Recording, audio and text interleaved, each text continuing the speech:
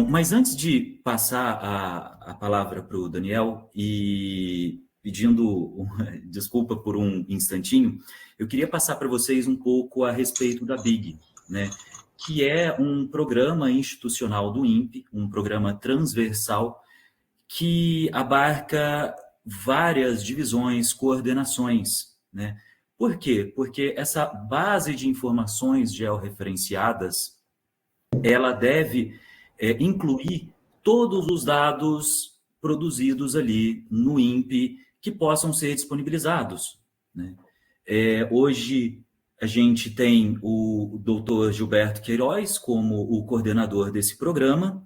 Eu me chamo Alex Fernandes, eu sou tecnologista no INPE, trabalho na divisão de previsão de tempo e clima e também sou colaborador do programa BIG.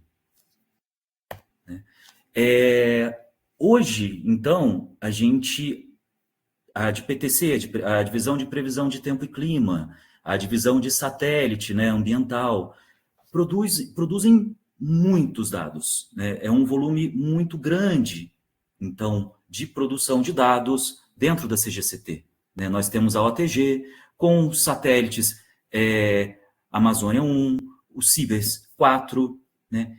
E os dados também do Sentinel, que a gente é espelho aqui na América do Sul. E todos esses dados eles estão armazenados dentro do INPE, dentro dos nossos sistemas de armazenamento.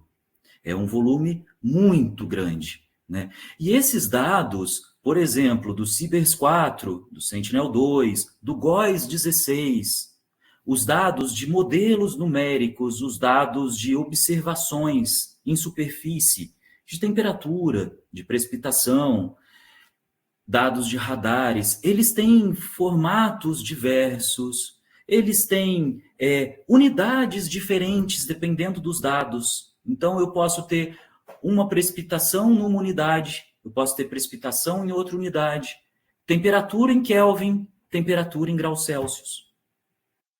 E aí, a ideia da BIG, desse programa transversal, né, que une essas áreas todas, é integrar essas bases de dados e modernizar o acesso, facilitar esse acesso. E, além disso, prover um dado, quer dizer, uma possibilidade de realizar um processamento analítico em cima desses dados, né? E por que isso é interessante para a gente, né? Para a gente, quando eu digo para a sociedade brasileira em geral, para instituições, né, que têm interesse em usar os dados do INPE. Hoje em dia, os dados, alguns são muito bem catalogados, como, por exemplo, os dados do Brasil Data Cube. Só que alguns, eles são mais difíceis de a gente conseguir acessar ou abrir esse dado por causa de formatos, né? E são petabytes de dados. É um volume muito grande, né? E para a gente, imagina, baixar esses petabytes, esse volume gigante de dados, é muito difícil, né? A gente precisa de uma banda de conexão muito grande. Agora, e se vocês pudessem processar esse dado direto no INPE? Né? Se não precisassem baixar esses dados, conseguissem o acesso direto aonde ele está armazenado. Simplesmente acessando os dados que vocês precisam, gerando o conhecimento que vocês precisam, né? E a partir disso, produzindo um dado que vai ser muito menor, de repente um relatório muito mais simplificado, que vão ter ali kbytes para você poder baixar, né? E aí a gente une isso, esse volume gigante de dados, com a nossa capacidade de processamento, que nós temos um centro de dados, um data center muito grande, né? Uma possibilidade de encaixar ali novos servidores, né? Agora, chegando o supercomputador hoje, né? O novo supercomputador do INPE também nesse data center, né? A gente pode oferecer uma possibilidade, né, de processamento direto ali. E isso facilita muito para que os dados do INPE, para que o conhecimento produzido aqui possa ser refinado de acordo com a necessidade de cada usuário, né?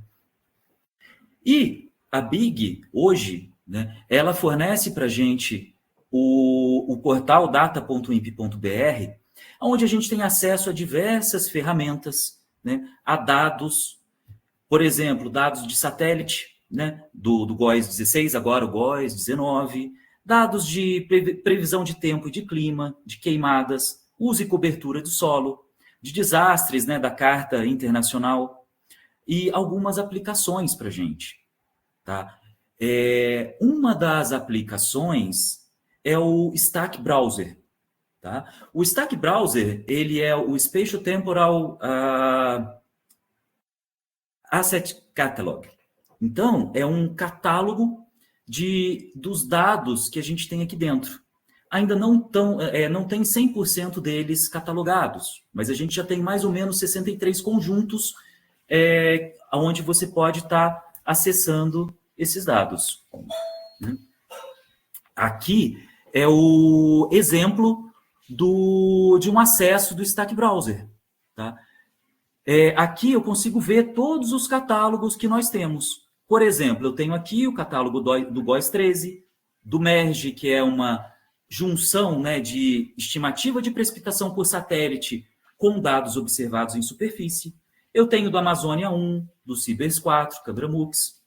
Então, a partir disso aqui, do Stack Browser, é que hoje a gente vai acessar os dados. É o que o Daniel vai mostrar para a gente, o nosso colega aqui do INPE, né?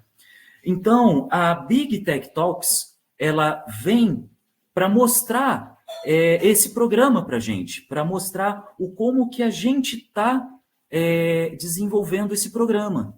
Tá? O cadastro dos nossos dados, o como que você pode acessar, toda a parte analítica, né? Porque existe uma parte a mais aqui, que é o BDC Lab. No caso, o que vocês vão usar é o GeoLab, que é uma estrutura montada, né, para instrução, para as pessoas externas poderem usar o sistema e testar, aprender com ele, né? Aqui estão os dados que nós vamos usar hoje, tá? Direto do Stack Browser. Então, nós vamos acessar aqui o Sentinel-2 Level 1C e o Sentinel-2 Level 2A COG diretamente do Stack. Tá? Esse aqui é o ambiente do BDC Lab. É um ambiente onde a gente consegue abrir, por exemplo, um desktop virtual. E nesse desktop virtual, a gente consegue abrir alguns programas, por exemplo, um QGIS, um RStudio, né? E nele também eu consigo criar notebooks, tá? Notebooks que você pode acessar diretamente os dados, sem ter que baixar para o teu sistema, tá bom? Existem outras diversas ferramentas lá dentro também, e atualizações constantes são feitas, inserindo novas ferramentas, tá? Hoje em dia, esse ambiente, em uma versão operacional interna ao INPE, é usado para o TerraClass, para o programa Biomas, Queimadas, para parceiros como a Embrapa e o IBGE. Tá? Nós vamos utilizar esse caminho de códigos, então os notebooks, eles estão aqui dentro, tá? Os notebooks para vocês poderem acompanhar tudo que vai ser apresentado. Aqui é uma visão do último Big Tech Talks, né, de como que está a distribuição, que nós temos várias instituições participando também, né, olhando esses dados. Então, e a partir desse Big Tech Talks, né, a gente também vai participar de um evento da Sociedade Brasileira de Computação, que é o Data Love Day. Então, nesse dia, que é no dia 3 de junho, tá, nós vamos fazer um dia inteiro, uma manhã e uma tarde, de apresentações para vocês, né, unindo dados do GOES 16, do GOES 19, com dados de estimativa de precipitação, dados do Sentinel, e trazendo uma integração desses notebooks, mostrando como usar esses dados diversos. dentro desse ambiente que nós estamos criando, tá bom? Esse aqui é o formulário de inscrição, né? As inscrições estão abertas para participação. Lembrando que ele vai ser um evento que vai começar de manhã e vai terminar no final da tarde. Mais uma coisa que eu resolvi colocar aqui para vocês, que eu acho que é bem interessante. Esse aqui é o novo supercomputador do INPE, né? A primeira parte dele, porque ainda teremos mais 3 licitações para ampliação dele, e ele chegou há poucas horas atrás. Tá? Então, a gente vai aumentar o nosso parque. E por que isso é o nosso parque computacional? E por que isso é importante? Né? São novos dados que serão produzidos para a comunidade. São novos modelos, novas resoluções que nós poderemos estar entregando como INPE de maneira gratuita e permitindo a análise de dados pela comunidade em geral. Tá? Para vocês terem uma ideia, o modelo de 7 quilômetros para a América do Sul e previsão de 7 dias, hoje, ele ocupa mais ou menos 800 gigabytes. Então, seria quase 1 tera de download por dia. Né? Imagina você poder acessar isso e pegar só a variável que te interessa. É a ideia da Big. Né? Então, eu queria agradecer todo mundo. Eu queria agradecer muito o Gilberto Queiroz pela possibilidade aqui de estar conduzindo esse evento inicial, né? A inicial desse evento. Também a equipe da Big, com o Douglas Uba, a Luana Luz, o Renan Marujo, o Diego Souza, o pessoal aqui que apoia, né? Tanto na sala quanto criando os conteúdos. E também a todos por se disponibilizarem aqui para estar com a gente, né, aprendendo, trazendo, vendo esse conteúdo todo, viu? Então, vamos para a nossa palestra de hoje. Né? A ideia é que seja algo mais livre, mais aberto. Então, se tiverem dúvidas, por favor, podem levantar a mão e nós vamos olhar ali qual foi a questão e ajudar vocês, tá? Bom, sobre o doutor Daniel Andrade Maciel, ele é engenheiro ambiental e sanitarista formado pela Universidade Federal de Lavras. Ele foi bolsista de iniciação científica FAPEMIG na empresa de pesquisa agropecuária de Minas Gerais. Ele possui mestrado e doutorado em sensoriamento remoto pelo Instituto Nacional de Pesquisas Espaciais, o INPE, com período sanduíche na University of Maryland, né? E também na NASA Goddard Space Flight Center. Atualmente, ele é pós-doutorando no Laboratório de Instrumentação em Sistemas Aquáticos, o LABISA, INPE. Ele tem experiência na área de sensoriamento remoto, voltado ao estudo de águas interiores e costeiras, trabalhando principalmente nos seguintes temas: bioótica aquática, algoritmos de estimativa de parâmetros de qualidade de água por sensoriamento remoto, correção atmosférica e abordagens multissensores. Daniel, por favor.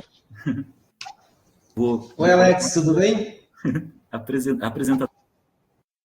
Maravilha, eu vou compartilhar aqui minha tela, se você puder me colocar como apresentador ou alguma coisa assim, host, talvez. Bem, enquanto isso, eu queria te agradecer primeiro pela apresentação, pelo convite, agradecer também ao Gilberto, né, pelo convite de fazer essa apresentação aqui no Tech Talks, que é muito legal. Eu já assisti algumas apresentações aí das outras que tiveram, né? Então, estou muito feliz de poder falar um pouquinho sobre sensoriamento remoto de qualidade de água e mostrar algumas aplicações também, um pouco do que a gente vem fazendo aqui, no Labisa, tá?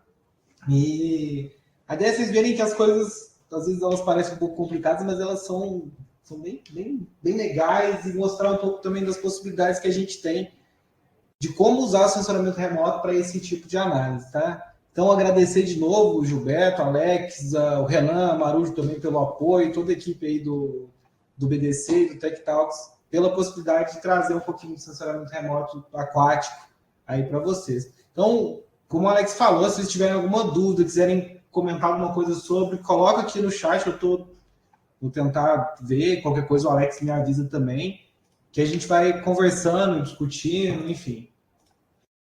Eu vou compartilhar. Vocês estão vendo minha tela direitinho, né? Que eu tô tranquilo. Perfeito.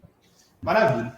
Então, a ideia dessa nossa conversa de hoje é falar exatamente sobre isso. Um pouco de sensoriamento remoto aplicado ao estudo de ecossistemas de água doce. Então, primeiro a gente tem que pensar numa coisa muito importante, que é por que utilizar o sensoriamento remoto para estudar a qualidade de água? Será que eu não precisaria só ir lá em campo, coletar os dados? Já tem milhões de várias companhias ambientais, empresas do governo que fazem esse tipo de coisa. Então, para que eu vou precisar usar sensoriamento remoto para fazer isso? Então, isso é o primeiro ponto que a gente fica pensando, né?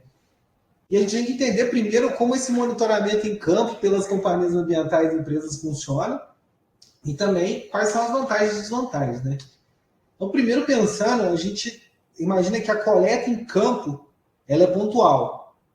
Tá, mas o que significa? Então, imagina que eu sou de uma companhia ambiental e eu preciso fazer análise de qualidade de água numa determinada local.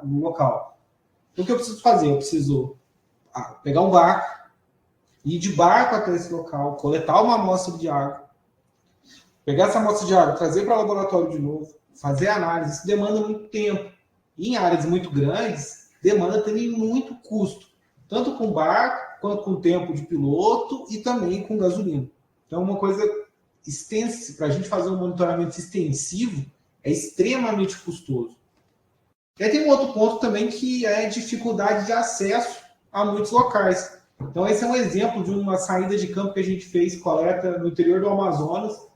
Então, para a gente chegar no lago que a gente precisava coletar, era muito difícil. Então, a gente demorava uns 20, 30 minutos passando no meio da floresta para conseguir chegar nos pontos de coleta. Então, agora imagina que se eu tenho uma companhia ambiental que precisa, ou um órgão ambiental que precisa fazer essa análise bimestralmente, por exemplo, é extremamente custoso. E aí a gente tem que pensar qual alternativa a gente tem. E é essa tecnologia maravilhosa que é o sensoriamento remoto. Claro, ele consegue monitorar algumas coisas e não substitui completamente o monitoramento em campo. Mas ele traz muitas, enormes vantagens para a gente conseguir fazer esse tipo de monitoramento. Claro, a partir do momento que a gente tem dados validados com dados de campo e seguindo os princípios corretos ali de utilização e de pré-processamento, que a gente vai falar um pouquinho daqui a pouco. Tá? E o que o sensoriamento remoto traz, então, de vantagem para a gente? Bem, visão sinótica, ou seja, eu tenho uma visão espacial abrangente do meu reservatório, da minha área de estudo, da minha bacia hidrográfica. Eu tenho uma alta amostragem temporal, então, por exemplo, com o Sentinel-2, que eu tenho uma resolução temporal de 5 dias, agora caindo um pouco para quase 3 com o Sentinel-2C, eu tenho a cada 3 dias, mais ou menos, uma imagem nova. E se eu tenho um modelo de qualidade de água desenvolvido para aquele local, a cada 3, 4 dias eu tenho um dado novo. Então, eu posso acompanhar em tempo quase real variações de fenômenos biogeofísicos que estão acontecendo lá. Eu tenho, claro, essa alta amostragem temporal e um baixo custo, obviamente, depois do satélite ter sido lançado. Então, é um grande investimento das agências espaciais para ter o lançamento do satélite, mas depois que ele é lançado, a economia em recursos ela é muito grande, não só na área de qualidade de água, mas em todas as outras áreas. Então, é uma redução de custos que a gente tem, mesmo com todo o investimento que o satélite traz, a gente já viu que existe reduções de custos em monitoramento ambiental, por exemplo. E como é que as coisas funcionam do sensoriamento remoto de qualidade de água? Então, primeira coisa, não são todas as variáveis de qualidade de água que a gente consegue monitorar com imagem de satélite. Tá? A gente consegue monitorar apenas o que a gente chama de constituintes oticamente ativos, que são os constituintes que estão presentes na coluna d'água que vão interagir com a luz. Então, é isso que a gente consegue monitorar com o sensoriamento remoto. Indiretamente, a gente consegue chegar a algumas outras variáveis, mas diretamente são essas. Então, é água pura, né, que ela tem suas propriedades de absorção e espalhamento da luz fixas. Eu tenho também o que a gente chama de matéria orgânica colorida dissolvida, então que é uma matéria orgânica dissolvida dentro da água que interage, absorve muita radiação eletromagnética. Eu tenho fitoplâncton, então são algas que estão dentro da minha coluna d'água, que possuem pigmentos fotossintéticos que vão ser usados para fazer absorção de energia e fazer fotossíntese, tá? Então, por exemplo, a gente tem pigmentos como a clorofila, a fitocianina, que vão ser possíveis de serem identificados por sensoriamento remoto, algumas vezes multiespectral e algumas vezes a gente precisa de uma necessidade de um sensor hiperespectral. E material em suspensão, tá? Tanto material orgânico quanto inorgânico em suspensão. E aqui a gente consegue ver, né, essa figura ela é muito legal, ali em Manaus, a gente vê a disparidade nas cores, e essa diferença nas cores dá para a gente os constituintes que são dominantes naquele local. Então a gente tem o exemplo clássico do Rio Negro, com muita matéria orgânica dissolvida, alta absorção, muito pouca reflectância e baixíssimo sinal. A gente tem aqui no Rio Solimões muito material inorgânico em suspensão, vindo lá dos Andes, e isso acontece, ele acaba causando um aumento da reflectância, do espalhamento da luz. E a gente tem aqui uma área mais ligada com fitoplâncton, com algas, que dá essa coloração verde. Então, tudo isso que está dentro da água vai dar uma ideia para a gente dos constituintes, tá? Então, é muito legal a gente ver essas figuras aqui, porque a gente vê as diferenças nas cores, e a partir do entendimento das diferenças nas cores e padrões de reflectância, a gente vai conseguir estimar esses componentes ativamente ativos. Então, a gente tem um exemplo aqui na esquerda, do reservatório Bines, em São Paulo, que é um reservatório super eutrofizado. Tá? Então, a gente tem muita ocorrência de florações de algas nesse reservatório, o que é um problema bem sério, porque grande parte desses eventos são algas tóxicas, são florações de cianobactérias, e a gente consegue ver essa água bem verde, um verde até meio com uma cara bem tóxica, e realmente não é uma coisa tão saudável assim. A gente tem um outro exemplo aqui na Lagoa dos Patos, no Rio Grande do Sul, com o Guaíba, que é dominado por sedimentos de suspensão. A gente tem uma área um pouco menor aqui, um pouco mais verde, talvez com um pouco de clorofila, uma área um pouco mais marrom. Então a gente vê diferenças na cor da água que vão estar linkadas com os constituintes e as concentrações desses constituintes que estão presentes. Tá? A gente tem um outro exemplo aqui no Lago Maracaibo, na Venezuela, aqui no norte da América do Sul, que também, na verdade, é o fim, né? Como se fosse a desembocadura do lago, ele é bem maior, a sul aqui, mas a gente consegue ver também essa água bem verde, com muitas florações. Tá? E a gente tem aqui também, perto de Santarém, tá? Essa parte inferior esquerda que é Santarém, Rio Amazonas aqui embaixo, a gente vê um lago, né? Uma região com um rio, um lago com muito sedimento de suspensão. Então isso também mostra para a gente diferenças nas cores. A gente consegue ver essa mancha escura, que provavelmente vem da decomposição da matéria orgânica nessa área de várzea, então provavelmente teve uma inundação, né? Na inundação começou a ter a decomposição da matéria orgânica e criou essa mancha preta. Tá? E como que a gente faz, pessoal, para sair de uma imagem de satélite que está aqui, com padrões de reflectância, para a gente chegar em um mapa de concentração de determinado componente? Então, a gente vem usando, na literatura, dois tipos de modelos. São modelos empíricos e semianalíticos. Os modelos empíricos são modelos estatísticos ou de machine learning ou redes neurais, que vão usar apenas dados coletados em campo, ou dados derivados do satélite e da concentração do componente que eu quero, para gerar um algoritmo matemático, basicamente estatístico, para fazer a estimativa daquele parâmetro. Então, uma regressão, um random forest, uma rede neural. E eu posso usar modelos semi-analíticos, que são modelos baseados em simplificações do que a gente chama de teoria de transferência radiativa, que é basicamente uma simplificação do entendimento da propagação da luz na água e como cada componente vai estar interagindo. A partir disso, a gente consegue, com algumas suposições, estimar esses componentes, né? E agora, trazendo um pequeno exemplo, né, antes da gente entrar, e indo falar um pouco mais do que a gente vai fazer hoje, que vai ser desenvolvimento de um modelo de concentração de clorofila para o reservatório Bines, que era aquele primeiro super verde que eu mostrei para vocês lá. Vou mostrar a importância disso. Então, alguns exemplos de notícias, né? Poluição do rio Tietê deixa a água esverdeada. Microalgas deixam o rio Tietê verde, provocam mortandade de peixes, afastam turistas do Noroeste Paulista. Excesso de algas na Bines ameaça parar o bombeamento. Então, a gente vê que é uma situação muito séria. Esse ano, talvez 2 meses atrás, no sistema de cascata do Tietê, que existe aqui em São Paulo, teve uma floração muito forte de alga, de cianobactérias, e teve muita morte de peixe, principalmente em tanques de criação de tilápia. E o pessoal estima que teve uma perda de quase R$1 milhão em peixe pelos criadores. Então, se existir um sistema de monitoramento que consegue mostrar que essa concentração está começando a aumentar, um pouco mais distante desses locais, isso pode servir de alerta para alguma tentativa do poder público. Tá?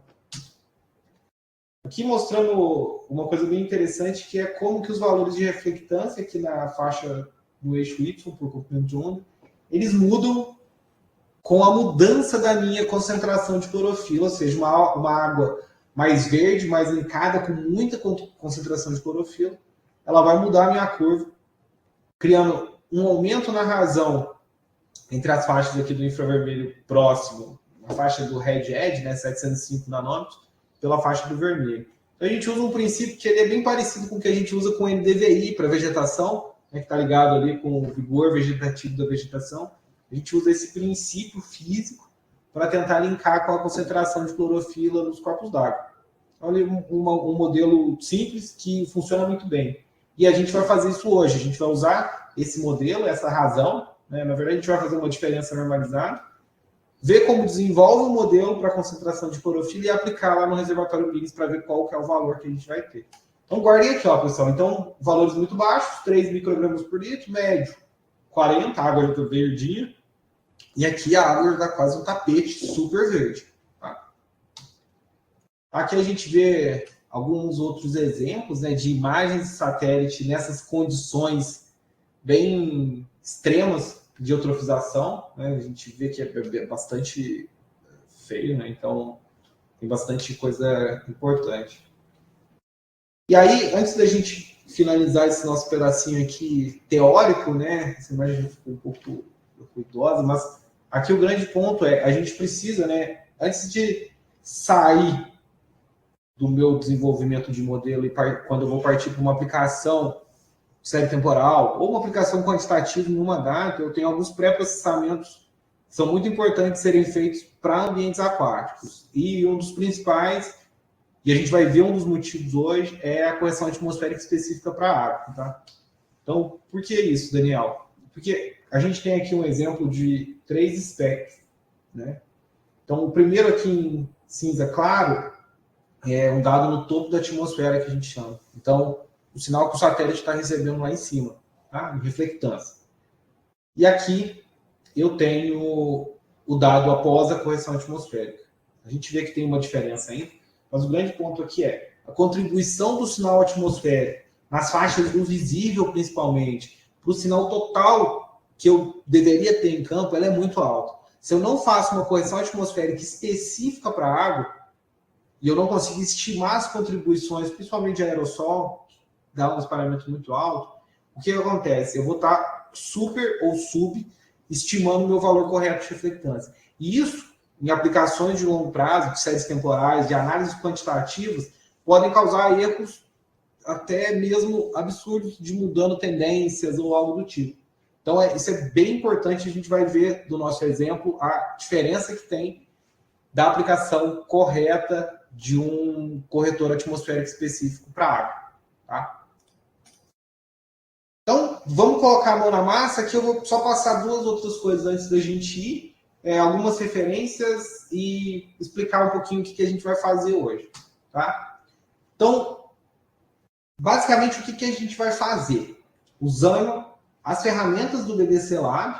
Tá? Então, o Jupyter Notebook, que vai estar rodando com o kernel em R e em Python. Tá? A gente vai gerar um modelo de clorofila com dados do Glória. O que é isso, Daniel? Eu vou explicar daqui a pouquinho. Tá? A gente vai gerar um modelo que vai ser validado, treinado e validado, né? Calibrado com dados de campo e validado com dados de campo. E a gente vai aplicar ele numa cena do Sentinel-2 MSI, no reservatório Biggs, aqui em São Paulo, corrigida com o Sentinel-Core, que é o produto L2A que está disponível no stack do BDC, que é o produto padrão da ESA, que está no BDC, que está no Go Earth Engine, que está quando você baixa o L2 lá da ESA. E aí a gente vai fazer uma outra coisa, que essa é uma vantagem muito grande que a gente tem aqui com essa possibilidade do BDC Lab, que é fazer o download e o processamento na nuvem dos dados em nível 1 para rodar uma correção atmosférica específica para a água, que é o caso do Acolyte. Então a gente vai aprender como fazer isso e como você pode, por exemplo, no futuro, automatizar esse tipo de coisa para análise de séries temporais. E a gente vai comparar os resultados. Tá? Então esse vai ser o nosso passo a passo, pessoal. Então, se alguém tem alguma dúvida, quer perguntar alguma coisa, se quiser botar aqui no chat, a gente pode responder. E, enfim, e aí antes disso, se alguém quiser falar, Daniel, legal, mas eu nunca trabalhei com isso, onde que eu posso achar alguma coisa, onde que eu posso ter alguma informação mais? Então tem algumas referências legais aqui, uma é desse livro à esquerda, escrito pelo Dr. Cláudio Barbosa, Dr. Evelyn Novo, Dr. Victor Martins, de sensoriamento remoto aplicado a ambientes aquáticos. Então é um livro gratuito, que está disponível no site do Labisa. Talvez alguém, Rogério, que está aqui, possa botar o link para o pessoal baixar depois o livro. E a gente tem um livro Hidrologia da Amazônia Vista do Espaço. Eu coloquei ele aqui para prestar uma homenagem um pouco triste hoje, né? Depois dessa um livro escrito pela Alice Fassoni, etc., mas com uma foto do Sebastião Salgado de fundo, aqui prestando uma homenagem para ele, que foi um grande fotógrafo que retratou muito a Amazônia e muitos outros ambientes no mundo todo. Então, além da foto e disso tudo, dessa pequeníssima homenagem, tem um livro muito interessante, com muita coisa de sensoriamento remoto de água da Amazônia. Então, tem várias informações interessantes, se vocês quiserem procurar lá, tá bom? E, então, vamos. Não sei se alguém tiver alguma dúvida. O Douglas colocou aqui, maravilha, Douglas, obrigado. Então, eu vou passar para o nosso BDC Lab. Então, pessoal, todo mundo deve estar enxergando minha telinha aqui. O Renan colocou no GitHub, naquela pasta que o Alex mostrou antes. A gente compartilhou 6 Jupyter Notebooks, com cada um dos passos do que a gente vai precisar. Então, basicamente, eu vim aqui na minha pastinha, fiz uma pasta chamada Tech Talks, coloquei os Jupyter Notebooks aqui, tá bom? E eu gosto muito de, quando eu vou organizar e trabalhar com R, com Python, tentar deixar as coisas bem organizadas para eu não me perder o menos possível, tá? Então, eu tenho algumas pastas aqui que o código vai criar sozinho, tá? Mas que tem alguns dados importantes aqui que a gente vai precisar, tá bom? Então, vocês vão ver que tem essa pasta Data, Outputs, Scripts. Essa pasta Acolyte BDC, Acolyte ele vai baixar durante o nosso código esse método de correção. E essa outra pasta BDC, ela também vai ser usada para salvar quando eu baixar os bundles em nível 1 aqui do BDC, tá bom? Então, vamos começar. Então, eu vou abrir a parte 1. Funcionamento remoto aplicado ao estudo de ecossistemas de água doce. Então, aqui a gente tem um pequeno abstract do que a gente vai ver, tá? Para vocês se organizarem, darem uma lida depois, e um pouquinho de um passo a passo do que está sendo feito, tá bom? Então, eu separei as coisas em partes para ficar assim, pessoal. Então, primeiro a gente vai organizar os dados que a gente tem, depois a gente vai gerar um modelo, depois a gente vai aplicar na imagem nível 2, lá do stack do BDC do Sentinel-2. Depois vamos baixar os bundles, aplicar o Acolyte e fazer uma comparação de resultados. Tá bom? E o que a gente quer e espera obter como resultado disso? Então, a gente quer ter um algoritmo de concentração de clorofila, né, que é um proxy da biomassa de fitoplâncton no meu corpo aquático, usando um modelo empírico baseado em NDCI. Então, se vocês quiserem procurar mais informações, ele tem um artigo do Felipe Lobo e colaboradores, de 2020, que ele propõe um modelo baseado em NDCI para aplicação ali nos reservatórios da Bilis, nos reservatórios do Tietê. Então, essa referência ela vem daqui, da ideia desse modelo para essa região. Então, a gente vai aplicar esse modelo numa imagem do Sentinel-2, de 2025. A gente vai mostrar como fazer as instalações e aplicações com o Acolyte, download de correção e aplicação da correção atmosférica com Acolyte, nos dados level 2, level 1C, né, que a gente vai pegar o bundle lá do BDC, e comparação dos resultados entre os dois métodos que a gente tem. Tá? Então, pessoal, primeira coisa, vamos instalar pacotes que a gente vai precisar. Vejam aqui em cima, ó. Então, eu estou usando esse Jupyter Notebook, está em R, tá? E eu estou usando o kernel Geospatial aqui do R do BTC Lab. Então, aqui já tem vários pacotes instalados e prontos. Então, eu não preciso ficar instalando vários pacotes que eu quero usar. Aqui, o único caso que a gente vai precisar instalar é esse chamado Band Simulation, que é um pacote que a gente fez aqui no laboratório para fazer o que a gente chama de simulação de bandas. O que é isso também, a simulação de bandas? Imagina, eu tenho um dado hiperespectral, mas eu quero desenvolver um modelo para um dado multiespectral. Então, eu preciso fazer uma compensação a partir da função de resposta do meu sensor para o dado hiperespectral, para em vez de ter várias bandas, eu ter um valor único. Tá? A gente vai entender isso daqui a pouquinho. Então, eu vou dar um run aqui nesse meu primeiro código. Claro, ele vai falar que ó, já existe, não mudou desde a última instalação, então ele vai só carregar o meu pacote. Aqui eu só coloquei essa aqui para reduzir os warnings que aparecem, para não ficar plotando muita coisa dentro do meu Jupyter. E mudei um pouquinho o tamanho dos plots para ficar maior, para a gente ver maior. Tá? Pessoal, se alguém estiver ruim para ler, vocês me avisam, tá? Aqui nessa segunda casinha aqui, eu vou carregar os pacotes que eu preciso. Vocês vão ver que eu uso o Data Table para ler as tabelas, o Deploy para fazer algumas operações entre as tabelas e esse Performance Analytics para a gente poder fazer algumas figuras lá no fim de análise exploratória. Tá? Então, primeiro eu vou, se a gente não tiver criado, eu vou criar, né, os outputs, a pasta com os diretórios do meu projeto. Então, eu crio uma pasta data, outputs e scripts.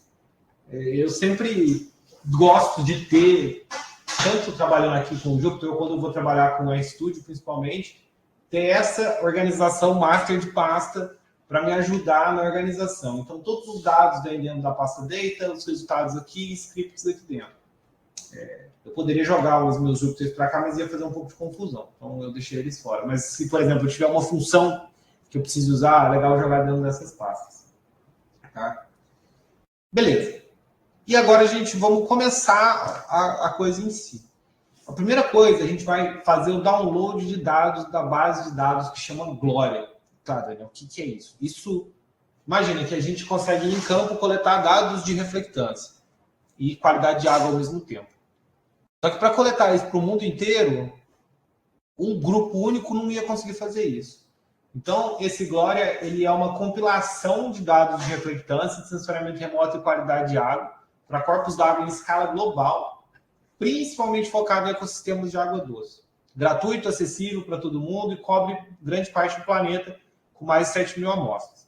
A gente no LabEasy, com uma parceria com vários outros colaboradores, muitos deles estão aqui hoje assistindo também, a gente está quase terminando uma outra publicação com foco no Brasil, tá? Que vai se chamar Brasa, mas que ainda não tá finalizada. Então, hoje a gente vai fazer com Glória e talvez quando a gente tiver esse paper publicado, o dataset publicado, a gente pode atualizar, tá? Então, vocês podem ter mais informações no paper em si, tá? E tem essa página aqui do Nature Reference and Environment, que a gente fez um post explicando também qual a necessidade, qual que é a dificuldade de um dataset desse tamanho, tá? Então, tem bastante Daniel, coisa explicando aqui. Oi? uma dúvida, rapaz. Eu vi ali, é o Alex falando, que tem 427 em cima da América do Sul, 427 observações, provavelmente, pontos. Com o Brasa, aumentaria isso para quanto? Só curiosidade. Por enquanto, para 2.852. Não na América do Sul, no Brasil. Sim, bacana, hein? No Brasil. Cara, alguns desses do Brasa já estão colocados aqui, né? Esses são dados que a gente, do LabEasy, compartilhamos, tá? Junto com parceria com o Waterloo Filho, que está aqui, eu acho, que eu vi o nome dele aqui em Itaipu. Isso vai subir para uns 2.852. Talvez a gente consiga ainda quase 3 mil e tantos pontos. Tá? Então vai ser uma base muito importante para a gente fomentar o uso do sensoriamento remoto aquático aqui no Brasil. Tá? E para usar machine learning, para usar deep learning, para fazer classificação, um monte de coisa. É isso que a gente está torcendo para funcionar, Alex. Extremamente interessante, muito bom. Parabéns, hein? Muito legal, né? É muito legal. Então, aí como a gente vai fazer o download? Então, a gente aqui vai fazer o download, né? Eu tenho meu link lá do PanGE, então eu faço o download, vou salvar ele nessa pasta aqui, data, glória.zip, e dou um zip nessa pasta. Tá? Como eu já tenho baixado, ele não fez nada. Eu vou carregar esses dados, eles vêm separados em várias colunas, tem metadado, tem quality control, tem muitas coisas. Então eu vou carregar uma pasta com os metadados e outra com os dados de reflectância. Tá? Então eles estão nessas pastinhas aqui, nesses arquivos CSV. Tá? Vou dar uma olhada aqui, dar um head para a gente ver como que é o dado. Então eu tenho um ID único para cada estação. Eu tenho, por exemplo, latitude, longitude e tenho valores de concentrações. Tá? Então eu tenho concentração de clorofila, sedimento de suspensão. Claro que nem todos os pontos têm todos os dados. Tá? Então a gente tem que fazer alguns filtros para conseguir organizar isso. E o dado de reflectância também. Tá? Então eu tenho valores indo de 350 até 900 nanômetros para cada um desses GOR ID, que é esse GIID aqui. Tá bom? E aí eu posso fazer um plot aqui também, né, pessoal, para ver qual a diferença na curva de reflectância a partir de valores de pontos que tem muita clorofila, que tem muito sedimento e que tem muita matéria orgânica. Então a gente vê diferença nas curvas espectrais. Então esse ponto de alta clorofila aqui, a gente vê que parece aquela curva que eu mostrei anteriormente. Altos valores de clorofila, a gente vê uma absorção de ficocianina aqui, alta concentração de sedimentos daqui no lado direito, e a alta absorção de sedol. Então são curvas diferentes, que isso está totalmente linkado com o que está dentro da água naquele meu momento. Tá? Então, a gente já viu o dado como ele está. E agora o que a gente vai fazer? A gente vai fazer o processo que a gente falou de simulação de bandas. Então a gente vai, basicamente, né, o que a gente tem é, quando a gente tem um dado hiperespectral de campo, a gente tem vários pontos separados em pequenas bandinhas. Mas o satélite multiespectral, como é o caso do Sentinel-2, ele tem bandas largas. Às vezes muito largas, às vezes não tão largas assim, mas o Sentinel-2 tem bandas relativamente largas. Esse aqui é um exemplo de uma comparação do ETN+, do Landsat 7, né? O Orion do Landsat 8 e o Sentinel-2A. Então a gente vê que cada banda ela não enxerga exatamente a mesma quantidade de radiação eletromagnética nos comprimentos de onda que ela está denominando. Então ela enxerga, por exemplo, aqui, ó, 80% nessa faixinha pequena, 450 e poucos. Então eu preciso ponderar. Basicamente, eu vou integrar com base nessa função de resposta espectral essa minha curva de reflectância em campo. Tá? E é isso que esse pacotinho faz para a gente. Aí eu vou rodar essa linha aqui, que ela vai fazer essa simulação para o meu Sentinel-2A. Tá? Se eu quiser trocar para o B, eu posso botar aqui Sentinel-2B. Então ele simula, o resultado dessa simulação aqui é uma lista com dois dataframes dentro, um para o Sentinel-A e outro para o B. A gente tem que implementar o C aqui ainda. E dá só algumas organizações, tá? Então ele demora um pouquinho para rodar, então ele pega as bandas entre 400 e 900, faz uma transposta e depois reorganiza os meus dados. Depois que eu faço isso, eu posso fazer um plot para dar uma olhada no que isso realmente significa. Ó. Então, esse é um ponto com um pouquinho de concentração de clorofila, mais ou menos transparente. E olha só, o que eu reduzi aqui? Vocês estão vendo? A minha curva preta é o meu dado hiperespectral coletado em campo. E a minha bandinha, os meus pontinhos vermelhos são os dados simulados. Então, olha o tanto de informação que eu acabo perdendo trabalhando com dado multiespectral em comparação com o hiperespectral. Mas é o que a gente tem. Então, a gente tem que trabalhar com o que a gente tem. Então, são essas bandas que a gente tem. Então, isso seria como o satélite estaria enxergando. Tá? Depois eu vou dar uma... O que eu vou fazer? Então, como os meus dados... Lembra que eu carreguei duas tabelas diferentes, né? Então, eu carreguei uma tabela de metadados e carreguei uma tabela de reflectância. Então, o que eu vou fazer? Eu vou usar uma funçãozinha do R chamada merge. E eu vou fazer o quê? Vou mandar selecionar aqui da minha tabela Met and Lag só o ID, a concentração de clorofila e latitude e longitude. Isso aqui eu faço uma seleção, tá? Dessas colunas só. E vou mandar ele dar um merge com os meus dados simulados. E eu quero fazer esse merge, né, essa junção, a partir da minha coluna Glory ID. Então, isso aqui vira um dado eu chamei de mergeado, juntado, tá? Que eu vou usar isso aqui para fazer alguns filtrozinhos e depois salvar. Tá? Esse meu primeiro filtro quero remover valores nulos. Eu não vou fazer meu modelo com valores nulos. Então, eu removi esses valores nulos. Então, aqui eu estou só falando aqui, olha, quando todas as linhas que existia um valor que me selecione apenas linhas que não tenham valores nulos. Tá? Isso é uma opção de fazer esse tipo de filtragem. Depois eu vou fazer o quê? Eu vou fazer uma outra filtragem para tirar valores muito altos ou valores igual a zero. Porque às vezes ficam valores igual a zero que a gente remove também. Tá? Então eu faço esse outro filtro. E aí, finalmente, eu calculo o NDCI, tá? Que é o índice normalizado, Normalized Difference Chlorophyll Index, tá? Que é a razão, 705 nanômetros por 660 nanômetros. Vocês vão ver que tem um mais um aqui, né? Por que esse mais um está fazendo aí? Isso aqui eu somo um, que se eu for aplicar uma equação potencial ou uma equação de log, que às vezes a gente precisa, se eu tiver valor negativo não vai funcionar. Tá?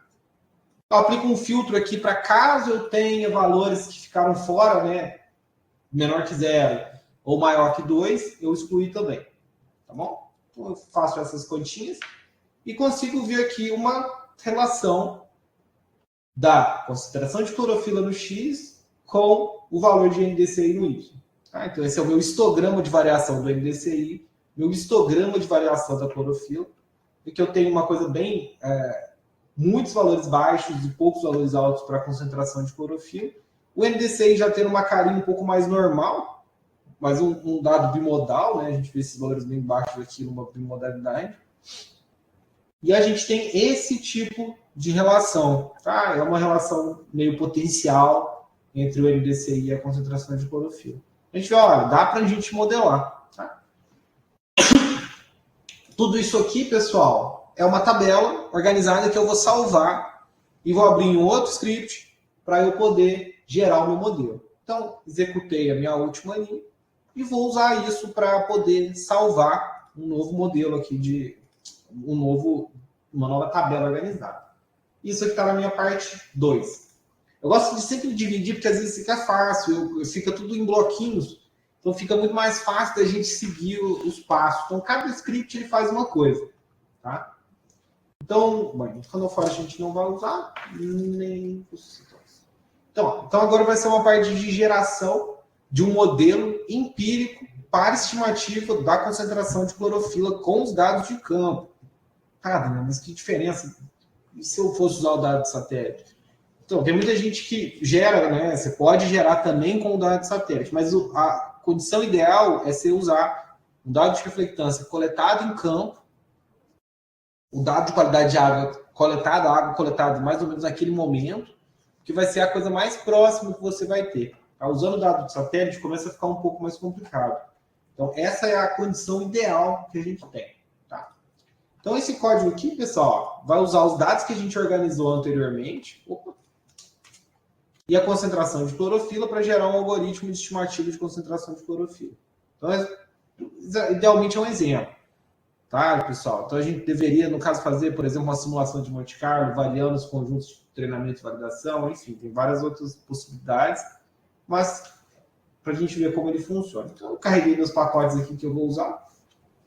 E o que eu faço? Basicamente, é esse processo, porque a gente geralmente faz variar esse conjunto de treino e validação muitas vezes, para a gente ter uma função de distribuição de probabilidade, por exemplo, dos nossos erros. Nesse caso, a gente está rodando uma vez só. Então, eu carrego os meus dados, que eu gerei anteriormente, tá? E aí eu vou fazer uma divisão em amostras aleatórias. Tá? Eu vou dividir 70% para treinar e 30% para validar meu modelo. Tá? Então, eu aplico um seed aqui para que todo mundo tenha o mesmo resultado. Tá? Então, se você mudar, botar um set seed igual ao outro número, os seus resultados vão ser diferentes. Então, eu mando ele fazer um sample. Né? Eu vou escolher as minhas linhas que eu quero sortear, baseado. Então, eu mando ele sortear de 1 até o número total de linhas, 70% desse valor, sem reposição, e divido aqui, treino e teste. Tá? Que ele vai dar um plot das dimensões que eu tenho, cada um, né, de cada conjunto.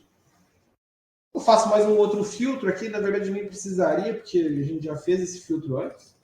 Eu vou tirar.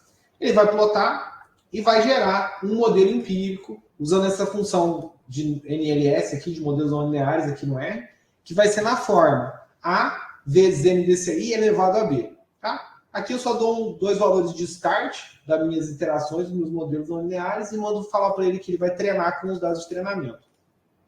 Bom, eu faço um summary aqui para ver qual que é a acurácia desse modelo e vou predizer com base no meu conjunto de validação. Tá, tenho 3.500 pontos de treino, 1.500 pontos de validação. Tenho esses parâmetros aqui do meu modelo, que já vão estar dentro do meu predict. E essa é a minha relação da clorofila com o NDCI. Tá? E aí agora aqui embaixo eu vou plotar, né? Aqui, ó, estou plotando o valor medido de clorofila lá no meu conjunto de validação com o meu valor predito de clorofila pelo NDCI. Então a gente vê que eu tenho uma estimativa razoável. Claro, isso é um modelo muito simples, usado com dados globais. Então, ele tem várias problemáticas. Mas a gente vê que ele segue um padrão. Onde tem mais clorofila, ele está estimando mais, e onde tem menos, ele está estimando menos. Claro, se eu vou para concentrações muito baixas, os erros vão aumentar. Mas a gente segue um padrão, tá bom? E aí, beleza. Então eu fiz um treino, uma validação aqui, vi como o meu dado está comportando, então meu modelo está razoavelmente legal. O que eu vou fazer? Eu vou criar o meu modelo final. Então eu vou fazer um modelão com o meu conjunto completo de dados. Tá? Por que eu faço isso? Porque eu não quero, quando eu for aplicar nas minhas imagens, eu quero que esse modelo tenha a maior quantidade de dados usados possíveis. Se eu for validar com a minha imagem de satélite, o ideal é que eu tenha conjuntos independentes, totalmente independentes do que desses que foram usados aqui. Tá? Então eu vou usar campanhas coletadas em outros momentos ou dados de diferentes fontes. Então eu faço mais um filtro, caso eu não tenha feito, né? Eu já fiz, então não precisaria disso aqui de novo. Vou fazer um plot para a gente poder ver como é que está. Então a relação é bem parecida com o que a gente viu antes. E vou carregar aqui, né? Vou criar meu modelo, agora com base no dado completo, e vou salvar o meu modelo. Para eu não precisar rodar esse código de novo, se eu quiser gerar esse modelo de novo. Então eu uso essa função aqui de Save RDS, que ele salva o modelo do R. Tá bom, pessoal? Alguma dúvida por enquanto? Vocês podem perguntar aqui, se tiverem dúvida, que eu estou olhando o chat também. Então, se precisarem de alguma coisa. Então, beleza. Então a gente já fez duas coisas super legais, que é fazer a simulação dos dados, baixar os dados do Glória e gerar um modelo empírico de clorofila. Então, isso aqui já é super legal. Tá?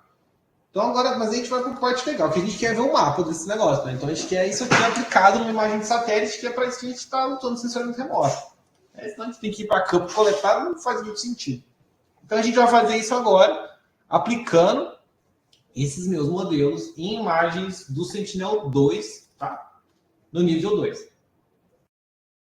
Qual que é o grande ponto de tudo aqui? Então, aqui a gente vai começar a acessar os catálogos do BDC com as imagens do Sentinel-2 nível 2, né, com reflectância de superfície, a partir do catálogo do BDC. Então, a gente vai puxar de lá esses dados prontos para uso já. Tá? Então, após a geração do nosso modelo, vamos aplicar ele numa imagem do Sentinel-2 MSI, que a gente vai obter a partir do stack do BDC. Nível 2, Surface Reflector. Só que lembrando, esse produto e as correções que tem nele, do jeito que eles vêm para o usuário, não são ideais para a gente aplicar em ambientes aquáticos. Então, se você quer fazer essa aplicação num reservatório, num lago, em alguma área de estudo que você vai usar, tome bastante cuidado e, se possível, tente usar um método específico para água. Tá? Então, é uma coisa que a gente bate muito na tecla, que a diferença é grande e a gente vai entender isso aqui daqui a pouco. Então, eu vou carregar meus pacotinhos, tá? Então, vejam que aqui a gente está usando alguns outros. Então, eu vou usar o RStack, tá? Que é feito aqui pelo pessoal aqui do IP também, né? Para fazer a leitura e a busca dentro do stack. O MapView a gente não vai usar mais, então vamos até tirar ele daqui. Talvez não, mas algumas coisas. A gente vai carregar os pacotes que a gente precisa.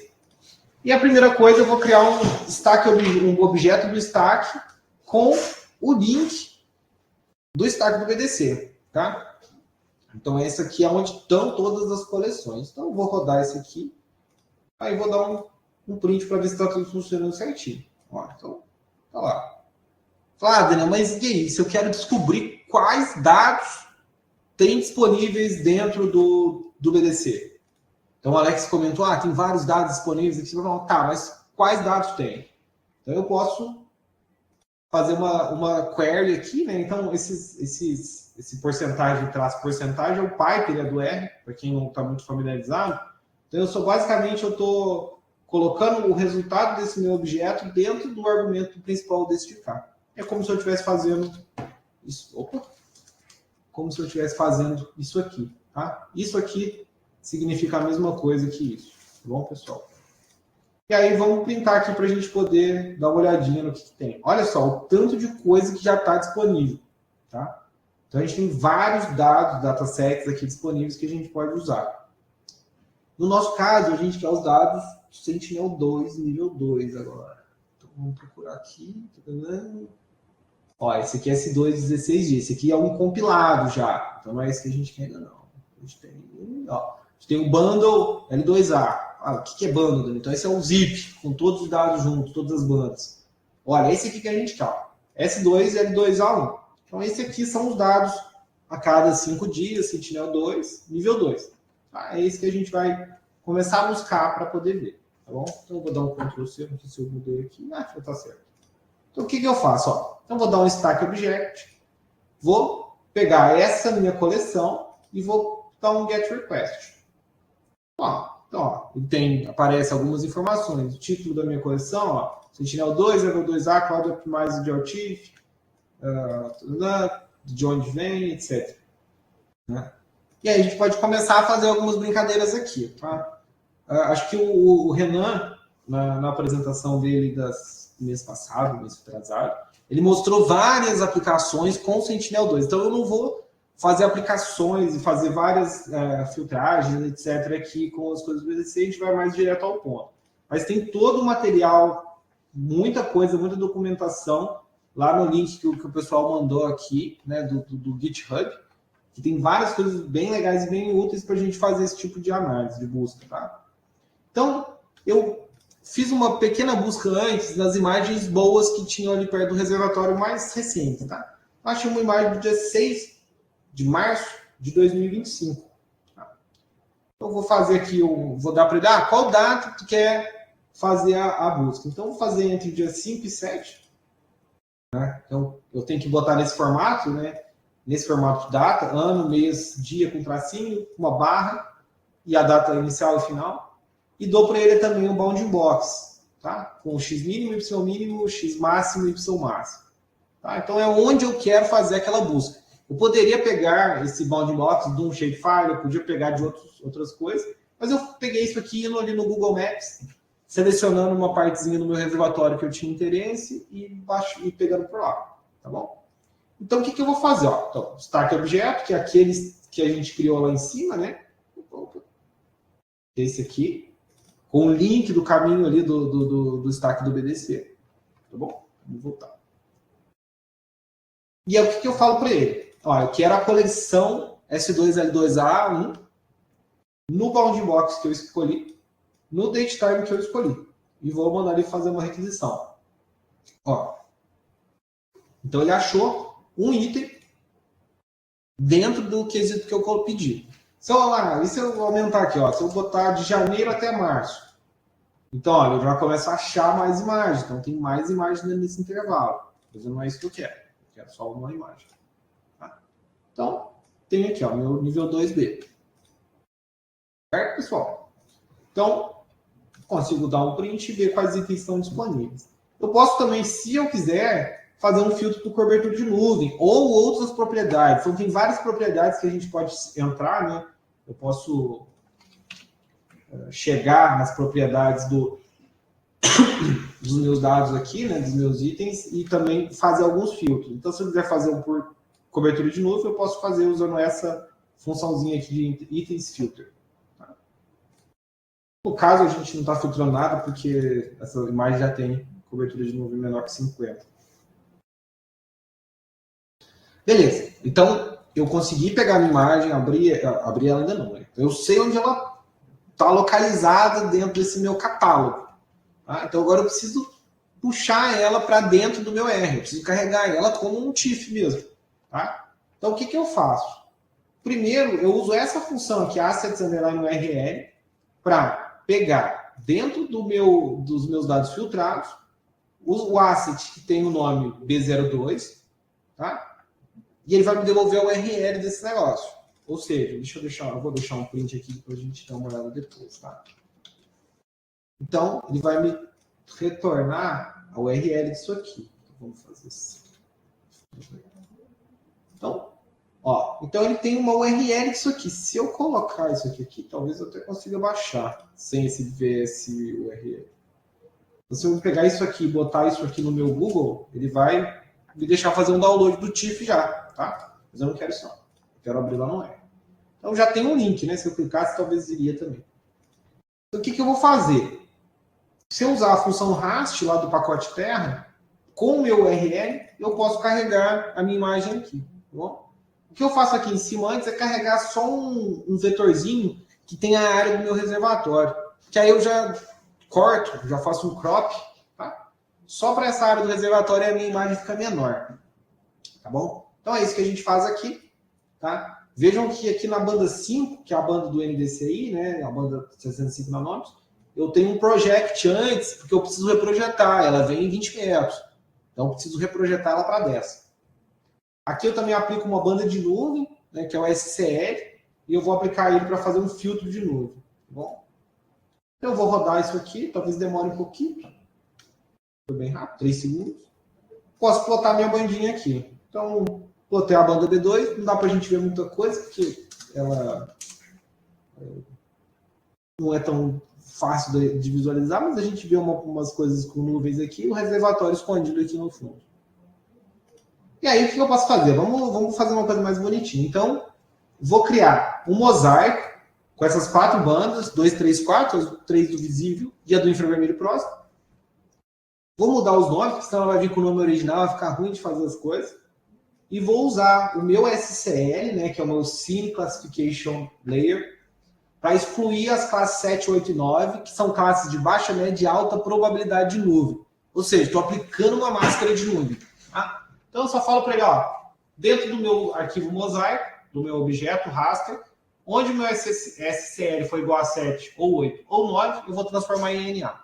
Tá? E eu vou fazer um plot RGB com contraste linear aqui para a gente poder ver o resultado.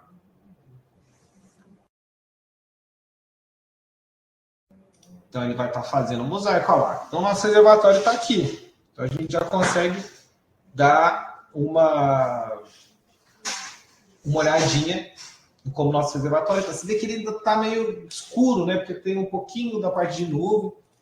Eu poderia mudar esse stretch aqui por histograma, mas vai ficar muito forte. Vocês vão ver que vai ficar meio, não vai ficar muito bom, não. Só aproveitando aqui, não precisa estar no BDC Live para executar as rotinas, não. Isso tudo você pode botar no Jupyter Notebook, rodar no Kaggle ou no Colab que vai funcionar. Tá? Beleza, então a gente consegue fazer esse plot. E como a gente consegue fazer esse plot, a gente consegue fazer a aplicação do nosso modelo de clorofila empírico que a gente gerou dentro desses dados aqui. Tá? Então, o que eu faço? Eu carrego o modelo que eu gerei antes, tá? Vou calcular o NDCI, lembrando que ele tem que ter o mesmo nome que eu usei para criar o meu modelo lá antes, para eu poder usar uma função de predict que eu vou usar aqui embaixo. Tá? Veja que eu estou somando um também, exatamente igual. Vou fazer o que mais? Eu vou fazer uma máscara de água, ou seja, eu sei que o meu Scene Classification Layer é igual a 6, ele é água. Então, eu vou falar para ele, tudo que for diferente de 6, tu vai excluir. Tá? E vou mandar plotar, só para a gente dar uma olhadinha como é que fica.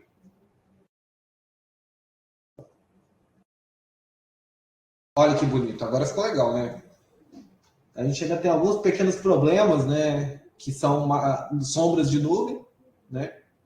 Então, tem algumas sombras de nuvem que não foram detectadas com o algoritmo lá da ESA para máscara, mas a gente vê exatamente aqui o lugar. Eu não sei, alguém aqui, pessoal, se alguém conhece essa região aqui da Bibis, lá em São Paulo, manda assim no chat. Ah, eu conheço. Aqui é bem interessante porque a gente tem esse reservatório aqui que é super eutrofizado. Aqui a gente tem uma barragem e aqui é uma outra parte do reservatório, que a água é bem mais clara aqui.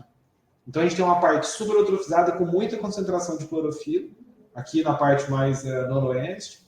Quanto mais para leste eu venho, ele vai ficando mais limpo, tá? Ó, o João comentou aí, ó, braço do Rio Grande. Então a gente tem essas diferenças grandes. Se eu venho aqui, até aqui para cima também, né, onde meu mouse está, a gente consegue nadar aqui já, mesmo aqui em cima sendo super poluído. É muito interessante o reservatório, a dinâmica que acontece lá.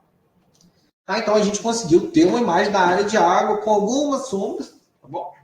Isso tudo pegando os dados que estão dentro ali do stack do BDC em nível 2. E aí eu posso fazer a aplicação do meu modelo. Então, ó, o que eu estou fazendo aqui? Então, eu estou criando uma nova banda, né, dentro do meu objeto raster, e vou aplicar a função predict para predizer. Então, eu dou o meu dado de entrada, que é o mosaico, que um dos nomes das bandas é NBCI, que tem que ser usada para aplicar no modelo. Tá? Ele vai predizer, está executando. E agora o que eu vou fazer? Agora eu vou plotar para ver a concentração de clorofila. Então, ó, eu estou criando aqui uma paleta de cores, tá? Com 11 valores, que vai do vermelho para o azul. Ao contrário, então ela começa no azul e vai para o vermelho, porque eu uso essa função de reverse aqui. E mando ele plotar com level plot. Eu faço esse raster 2 pontos start aqui, porque esse level plot precisa que o objeto seja um objeto raster, do pacote raster. Tá? Então, não funcionou ainda com o Terra. Não sei se já está funcionando, acho que não. Mas a gente consegue ver. Então, eu tenho valores máximos aqui, que variam de 0 a 250, tá? Na minha escala de cores. Então, olha, eu tenho... Subir um pouquinho aqui. Então, eu tenho um mapa de concentração de clorofila para esse meu reservatório. Claro, pessoal, isso aqui eu preciso validar com o dado de campo, inicialmente, tá? Porque eu não sei se essas minhas estimativas elas estão corretas ou não. Eu fiz isso com dado de campo, eu gerei um modelo com dado de campo, mas eu tenho que validar aqui. Né? Como a gente não tem dados coletados próximos a essa data, a gente não consegue fazer essa validação.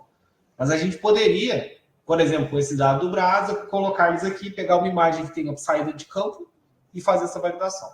Tá bom? Então, esse aqui é o meu resultado, com o nível 2. Tá? A gente pode até fazer um cálculo aqui. Ó. Se eu ver aqui, por exemplo, ó, qual que é o valor médio? Tá?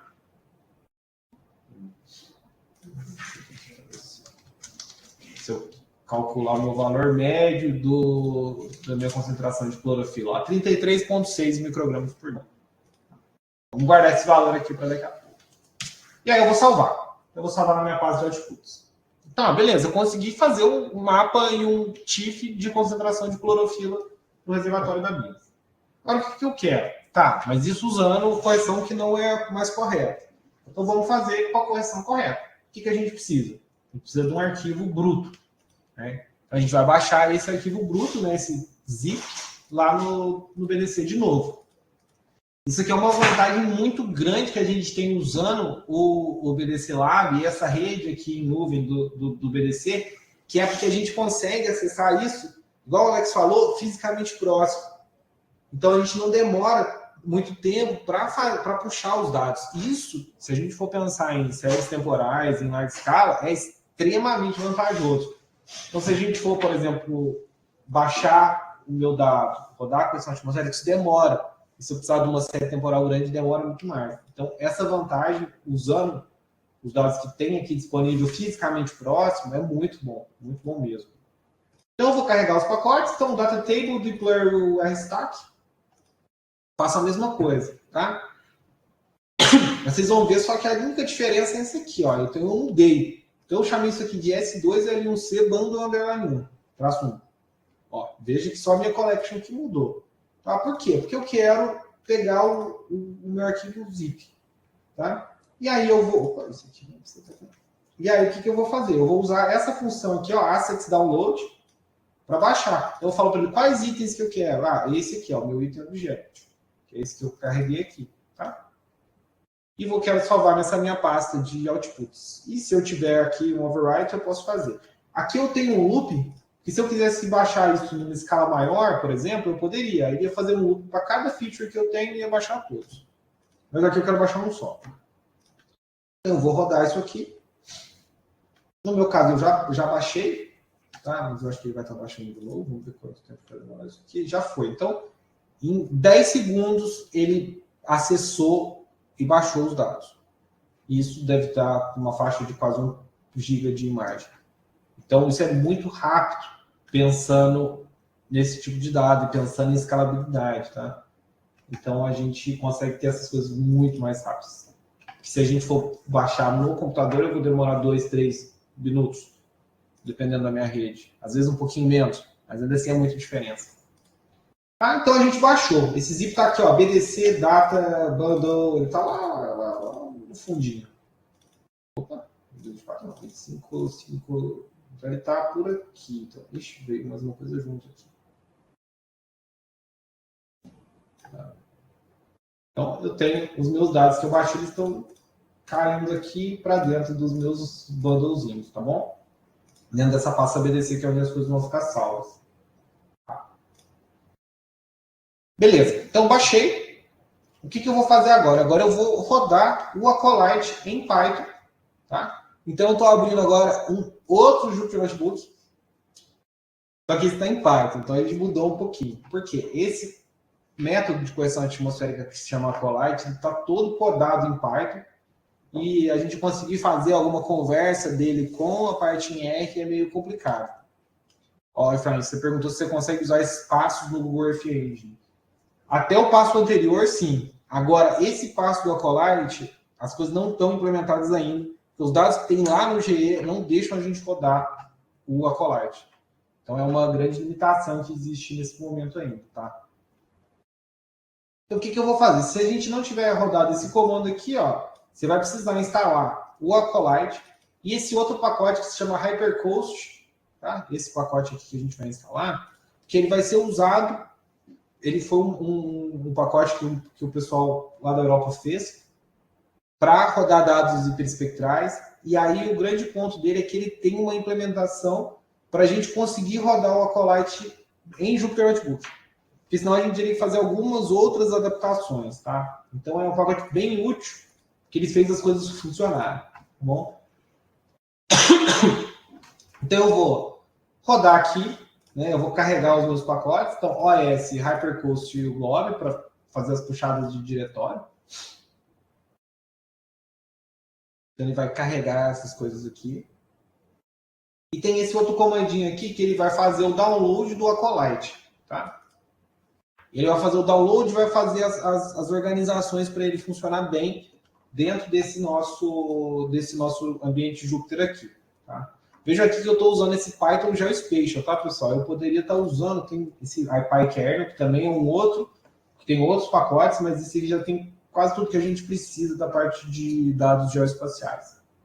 Carreguei meus pacotes. Eu posso rodar aqui, ele vai ver que eu já tenho, ó, already exists, skip download, tá? Então ele sabe que está aqui, nesse meu Acolyte PyLinux. Então eu vou dar um output dir para falar onde que está o meu output. E esse código aqui embaixo, pessoal, é só para a gente extrair os dados em TIFF, tá? Então ele vai extrair os valores que eu baixei anteriormente, tá? Então eu vou falar para ele, qual que vai ser minha pasta de destino? Porque aqueles dados do Sentinel que eu baixei pelo BDC, eles estão todos zipados. Então esse aqui é um código só para a gente poder extrair todos esses arquivos que estão lá e jogar numa pasta no meu output, tá bom? Então é isso aqui que ele vai fazer. Então ele busca as imagens que eu tenho todas e manda eu fazer, né? Ele vai pegar o nome do arquivo, depois vai mandar criar um diretório e depois extrair eles para lá, tá bom? Aqui eu estou vendo quais são. Depois que eu fiz toda essa parte de extração aqui, o que eu vou fazer? Eu vou dar uma busca aqui na minha pasta, né? Outputs extraídos, e vou ver quais arquivos foram extraídos ali, quais pastas foram extraídas. Que essas pastas vão ser os inputs para o Acolyte, tá? Então, como eu tenho um dado só tenho uma pasta aqui dentro da minha pasta extraídos. Então, eu rodei isso aqui. E agora vem a parte de rodar o Acolyte, tá? O que eu preciso? Tá? Aqui, primeiro, eu só mudo o meu output dir, o diretório de output do meu Acolyte, que em vez da pasta extraídos, né, então, usando string replace, do meu i, se eu tivesse mais de um input file, ele ia rodar um loop em cima disso. Em vez de, eu quero trocar, substituir o texto extraídos pelo texto Acolyte. Tá? Então, eu tenho só para eu criar uma outra pasta aqui chamada Acolyte e vir os meus resultados. Eu vou botar para rodar, isso vai demorar um pouquinho. Geralmente estava demorando uns 2 minutos e pouco por imagem, enquanto eu vou explicando o que eu preciso colocar aqui de input. Deixa eu...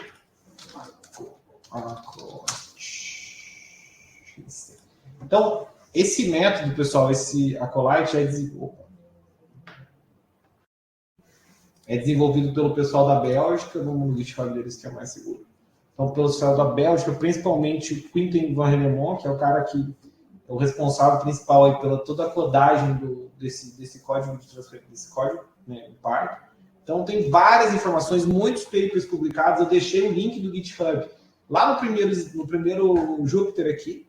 Vocês podem ver, baixar, é bem legal, bem fácil. Então, se você quer fazer uma correção de uma imagem, você consegue fazer através de uma interface de usuário, uma GUI. Bem simples. E se você quiser colocar dentro aqui do Jupyter para rodar, você também consegue, tá? Ele é bem legal porque ele tem possibilidades para diversos sensores também. Tem implementado aqui para o Amazônia esse 24A, para a câmera WFI, então você consegue fazer a correção também para esses dois, tá bom? Tem Landsat, Sentinel, Landsat 5, 7, 8, 9, Sentinel 2, Sentinel 3, uma grande quantidade de sensores hiperespectrais, modes, VIRS, então tem bastante sensor já implementado aqui, tá? E ele aqui, para rodar ele na linha de comando, usando essa Run Acolyte aqui, é bem simples, tá? Então, eu dou para ele o diretório da minha pasta, não, desculpa, o diretório do meu Acolyte, né, do que eu baixei lá do GitHub, tá? Que foi baixado aqui em cima. Tá? Eu dou para ele a pasta com os arquivos de input, dou para ele o meu diretório de saída, né, o meu output dir aqui, e falo para ele, quais parâmetros em nível 2 que você quer. Eu quero reflectância de sensoriamento remoto. Aqui esse é o principal parâmetro que a gente usa. Né? E aqui eu falo para me solta um RGB da reflectância no TOA, da reflectância de superfície, né, ROES, e vai soltar esse L2W. Eu posso falar para ele, olha, eu quero que você recorte apenas para um polígono. Tá? Esse polígono tem ele aqui também. Deixa eu reclamar, mudei essa pasta. Então, eu tenho um polígono também que eu posso dar para ele de input. E posso dar para ele assim, eu quero fazer um export de um arquivo em GeoTIFF. Então, ele vai exportar também. Tá? Então, eu consigo fazer várias... Eu não acho que é o polígono. Esse polígono está aqui. Só que tem que estar o caminho certo do polígono, porque ele não estava correto aqui. A gente pode rodar de novo. Então, enfim. Então, eu posso falar aqui para ele, eu quero que exporte um arquivo em GeoTIFF do nível 2W, que é o nível reflectante. Então, ele vai soltar para a gente esses resultados aqui, tá? Esses resultados, como a gente dar uma tentadita, eu já rodei isso aqui antes, né? Então, eu tenho todos os dados salvos aqui. Aí eu vou dar um pause aqui para a gente conseguir fechar a nossa última comparação. Isso aqui era só alterar para a pasta que está o meu shapefile. Esse shapefile o Renan mandou, deixou lá também no GitHub para vocês pegarem, tá? Então ele vai demorar mais ou menos ali uns 2 minutos para rodar tudo. Então ele solta, pessoal, quem está acostumado a trabalhar com NetCDF, ele solta um NetCDF também, nesses níveis, e solta as figurinhas bonitinhas aqui. Então eu tenho aqui o meu dado em ROES, que é a reflectância de superfície. Vamos ver. E tem o dado em reflectância no topo da atmosfera também. Tá? Então, isso aqui é interessantíssimo, porque a gente vê a diferença da correção atmosférica. Então, essa imagem aqui, ela está um pouco mais azulada, né? A gente consegue ver que ela tem uma cara de mais azul, enquanto essa, depois da correção, olha como ela já está com uma cara bem limpa, né?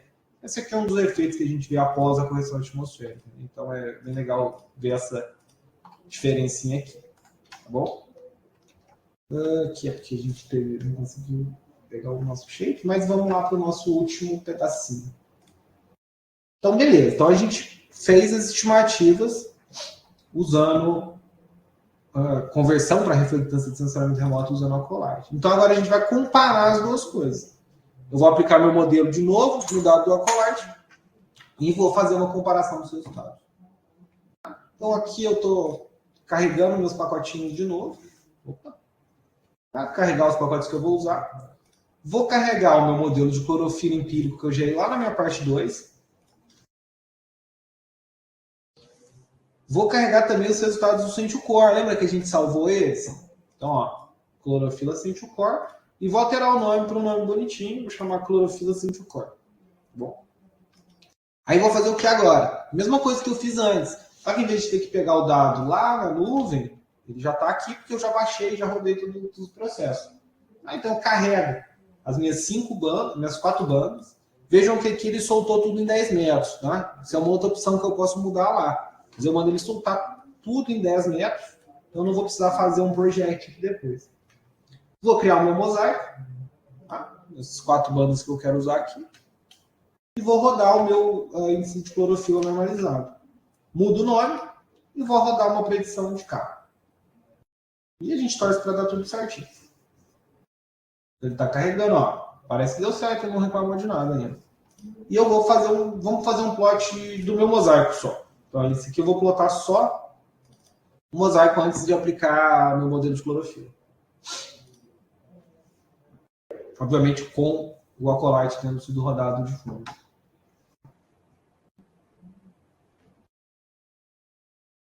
Olha, isso aqui ele ficou meio maluco, né? Porque os valores ficam meio estourados. Acho que ele pegou ainda algumas nuvens aqui e ele não conseguiu tirar elas.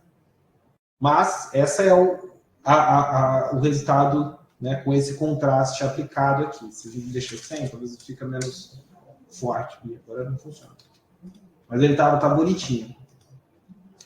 E aí a gente vai fazer o quê? Vamos fazer um plot agora com os valores de concentração de clorofila, tanto para o Acolyte quanto para o Centiucore, para a gente ver a diferença.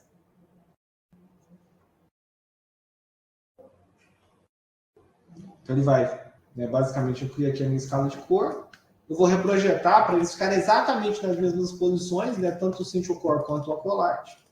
Vou colocar eles dentro de um mesmo arquivo, do mesmo objeto, raster, né, do Terra, e vou mandar plotar. E aqui é um grande ponto importantíssimo que a gente começa a ver. A diferença muito grande nos resultados. Alguém consegue chutar aí, pessoal? Por que a gente está vendo essa grande diferença? Da esquerda é o Acolyte e da direita é do Centiucore. Alguém consegue dar uma opinião sobre aí? O que será que está acontecendo de diferença nos dois? Então, a gente vê, principalmente aqui em cima, uma variação muito grande nos valores. A grande questão é, tá, mas e aí? De onde isso vem? E por que isso está acontecendo? Será que o dado que eu estou usando está certo? Enfim, tem muitos pontos aqui. A gente confia muito mais no da esquerda, com o Acolyte, para ter os valores de NDCI, pensando na parte de água, né, claro. Então, a gente tem uma diferença grande. Uma diferença grande, tá? Que vai bater na faixa ali de 100, 150 microgramas por litro. Pelo menos na parte com muito Bloom aqui em cima. Então, isso é muito importante de pensar.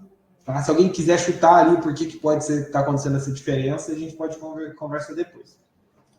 Aí eu pensei, tá, a gente tem muita diferença, mas como eu consigo quantificar isso? Tá, eu posso criar um data frame e fazer um plot, um scatter plot das duas coisas. Então eu faço isso aqui, vocês vão ver que é bastante complexo. Os valores são bastante diferentes. Tá? Então, enquanto o Centiucore estima na faixa de no máximo 100 microgramas por litro, o Acolyte já bate na faixa de 200, 300. em alguns pontos. Então, eu tenho uma correlação alta, mas os valores são bem diferentes. A grande questão aqui é o quanto isso vai impactar numa análise quantitativa que eu estou fazendo dentro de um sistema como o Google Earth Engine. Será que as análises elas estão certas? Claro, a gente tem algumas justificativas bem plausíveis do porquê que isso está acontecendo e como corrigir. Tá? A correção desse dado do Central Core é muito provavelmente ligada a um residual de correção atmosférica que não foi feito bem, que não foi bem feito pelo Central Core. Pensando que São Paulo é uma cidade com muito aerossol. Então a gente pode ter muito problema desse tipo. Então a gente consegue resolver esse problema com uma correção simples com a subtração da banda do SWIR. A gente fazendo isso, esse resultado melhora bastante. Mas isso não é feito muitas vezes. Então a gente tem que tomar muito cuidado para a gente ter certeza que está usando o dado na melhor maneira possível. Obviamente, a gente também teria que estar validando isso aqui com o dado de campo para falar o que é melhor. Mas, pela experiência, a gente assume ali que o Acolyte está provavelmente trazendo resultados bem mais próximos do que deveria ser. E também pela cor da água, que está bem verde. Então, a questão é o que fazer a partir de agora. Então, ter um método de correção atmosférica mais específico para a água é sempre o ideal. Tá? Ou usar um modelo de transferência radiativa, um 6S ou um ModTran, por exemplo, com dado de aerossol do MODES ou alguma coisa desse tipo. Então, talvez os métodos do Central Core para obtenção de aerossol, por exemplo, não estão sendo os melhores para a água para essa região nesse momento. Tá? Então, isso fica como um alerta para a gente pensar e ver as possibilidades do que a gente já vem tendo aqui com o BDC para aplicações ali em ambientes aquáticos. Então, isso vai facilitar e está facilitando bastante também esse tipo de aplicação. Tá? Então, a gente consegue aplicar esses métodos de correção, a gente pode aplicar outros, né? O 6S também a gente consegue implementar aqui dentro. Então, a gente consegue fazer algumas outras coisas que vão ser bem interessantes, pensando ali na parte de sensoramento remoto para qualidade de água. Bem, pessoal, eu acho que eu quase estourei o tempo que vocês tinham dado. Eu queria agradecer muito aí o convite aí de novo do Gilberto, né? Então, acho que é muito legal toda a apresentação do Alex. Também agradecer ao Cláudio, a Evelyn aí do Labisa também por todas as oportunidades aí de sempre. E falar, pessoal, quem tiver com interesse em trabalhar com sensoramento remoto, qualidade de água, manda uma mensagem, conversa, chama a gente. Eu não deixei meu e-mail, mas eu vou botar ele aqui no chat. Tá? Manda uma mensagem que a gente deve lançar esse dataset aí do Brasa logo, se tudo der certo, né? Se a gente conseguir publicar logo, mas a gente espera que saia rapidinho para fazer isso, para fomentar o uso do sensoramento remoto de qualidade de água no Brasil. Então, agradecer de novo, Gilberto, Alex e todo mundo que assistiu também. E qualquer dúvida, meu e-mail está aí, vocês podem me mandar mensagem também. E se tiverem dúvida, né, pessoal? Tem alguma questão?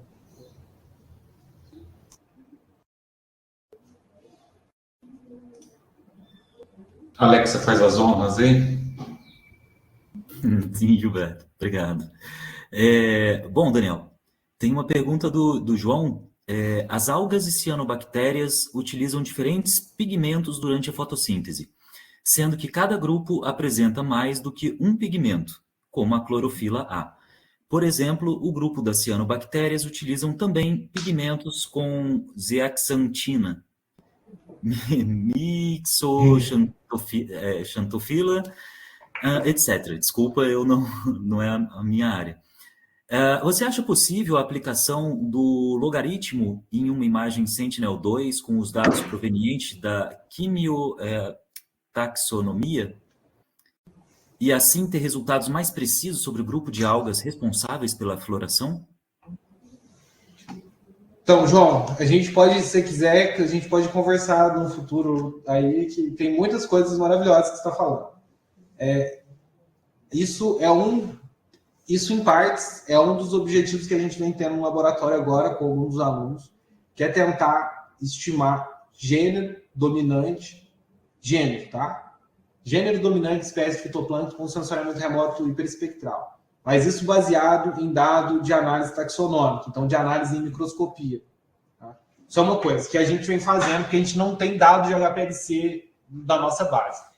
Mas poderia. Tem muitos grupos no mundo inteiro, principalmente a água oceânica, que tem dados de HPLC e vem fazendo modelo de dominância de gênero ou dominância de pigmento para o sensoriamento remoto. Então, esse é um dos objetivos do lançamento de um satélite que chama PACE, da NASA, que é um hiperespectral com foco em oceano, 1 km de resolução espacial, mas hiperespectral. A ideia é que você consiga ver grupos funcionais ou diferentes gêneros ou espécies, quem sabe, no futuro, por sensoriamento remoto. Mas, assim, para águas interiores é muito desafiador.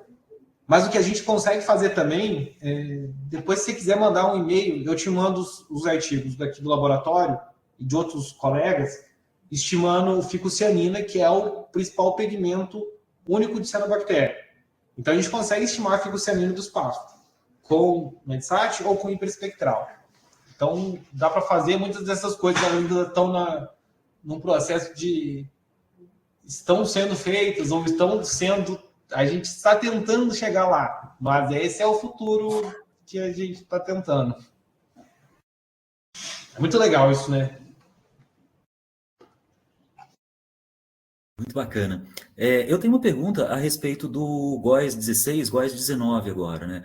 A espessura ótica, né, do aerossol.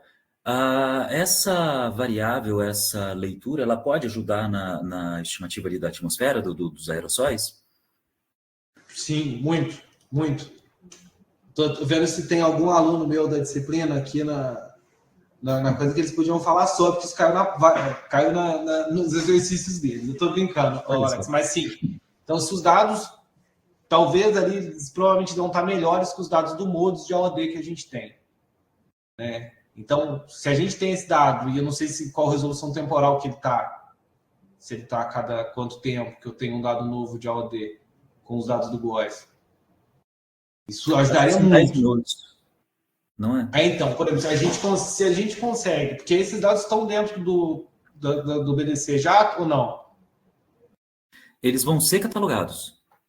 Os produtos então, exemplo, do GOES estão em andamento ali. Se a gente tem isso catalogado, por exemplo, isso pode ser bem interessante porque a gente pode puxar os dados de AOD, às vezes algum outro constituinte da atmosfera, vapor d'água, ozônio, e colocar dentro de um modelo de transferência de artigo que já está dentro ali do BDC Lab. Então, isso facilitaria muito. Seria extremamente interessante para pensar numa correção atmosférica melhor. Oi, Daniel. É o Douglas falando da divisão de satélites, cara. Oi, Douglas. A gente tem os... Deixa eu ver se eu consigo ligar a câmera aqui. A gente tem os dados do GOES já cadastrados hoje no catálogo integrado, né, que daria para acessar via stack, mas só os canais espectrais, por enquanto. Aí esse produto seria um produto de aerossol. Tem outros produtos do GOES que a gente tem interesse em catalogar também. Né? Então, a gente já tendo aí também uma atividade mais direcionada, impulsionaria a gente catalogar esses dados. Vamos trocar uma ideia aí para ver se a gente... Vamos, com certeza. Coloca lá. Pode ser bem interessante mesmo. Se a gente consegue implementar e linkar tudo. E aí a resolução temporal é 10 minutos, né? E agora a espacial eu não sei bem dos produtos do tipo AOD, né? Mas vamos conversar e vamos integrar aí no catálogo. Vai ficar legal. Não, com certeza. Acho que seria ótimo. Existe também uma iniciativa aqui de fazer um projeto, né, da doutora Carla Longo, que é fazer uma reanálise de algumas espécies químicas ali de concentração da atmosfera, né? E deve gerar um dado ali de 30 anos, por exemplo. Então, considerando os dados de satélite, né, de estimativa do AOD e tudo mais a queimadas, focos de incêndio e tudo mais. Então, pode ser um dado interessante para frente também. Sim, com certeza. Às vezes a gente consegue linkar para melhorar os métodos de correção atmosférica que a gente tem, né? ou para pelo menos melhorar os dados passados, porque se tu vai, por exemplo, para a Landsat 5, você não tem muita informação de 85, 90 de constituinte atmosférico, né? Isso acaba sendo uma limitação. E aí tu quer ver tendências temporais de 40 anos. Então, às vezes as tendências que a gente vem observando isso em alguns momentos, que às vezes as tendências que a gente vê temporais com o Landsat, quando a gente usa a família inteira, elas são mais tendências de melhoria de sensor do que tendências de melhora ambiental. Em algumas situações, principalmente em água, né? Então, essas mudanças de qualidade de sensor, até método de correção atmosférica, a origem dos dados, então isso tudo influencia dentro da acurácia que a gente tem, né? O Daniel, parabéns, é o Isaías que está falando. Oi, Isaías. Eu tenho uma pergunta sobre o Landsat 9, né? Vocês têm feito experimentos com dados do OLE 2, você comentou algo sobre os cibers na parte de correção, né, que dá para fazer. Vocês têm feito experimentos, né, o que tem mostrado e as perspectivas? Eu vou te falar do OLE 2 primeiro. Eu vou te mandar. Tem 2 papers que a gente publicou ano passado, 2023. Um é avaliando a acurácia radiométrica da família do Landsat, tá? Que é testando toda a família ali para mapeamento de qualidade de água, na verdade, mais a acurácia radiométrica disso. E teve um outro que a gente testou também, o OLE 2, para estimativa de transparência da água. Eu vou botar aqui que você pode dar uma olhada. E os dados são muito bons. Então, o sensor é ótimo. Tá? Muito bom.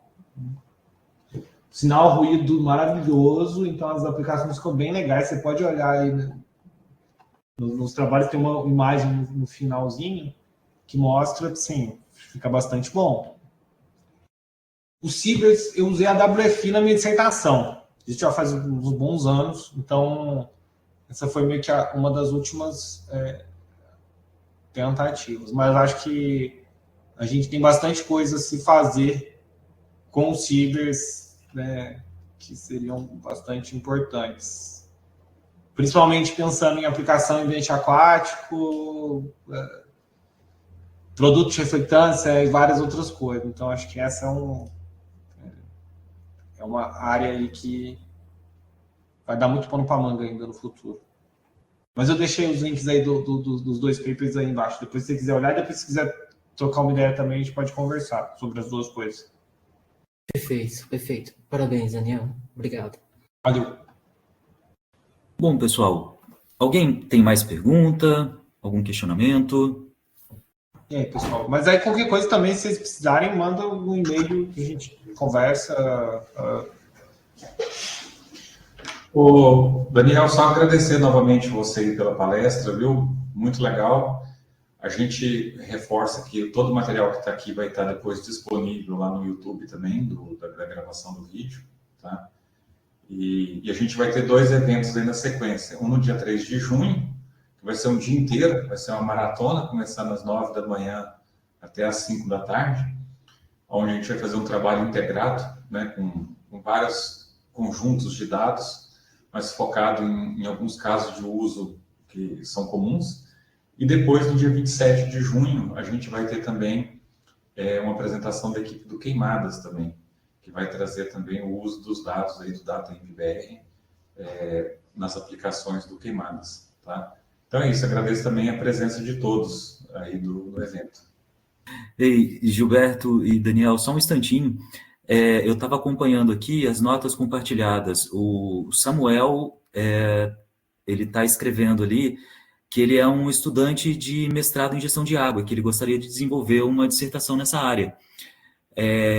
Então, de repente, entrar em contato com o Daniel, viu? E aí, vocês conversarem a respeito. Tá fechado, Daniel. O microfone. Desculpa. Ainda tô fechado. Não, Samuel, manda uma mensagem aí que a gente conversa sim. Tem o Efraim também que tá aventurando no GEL e logo com o TCC. É isso aí, pessoal. Lembrando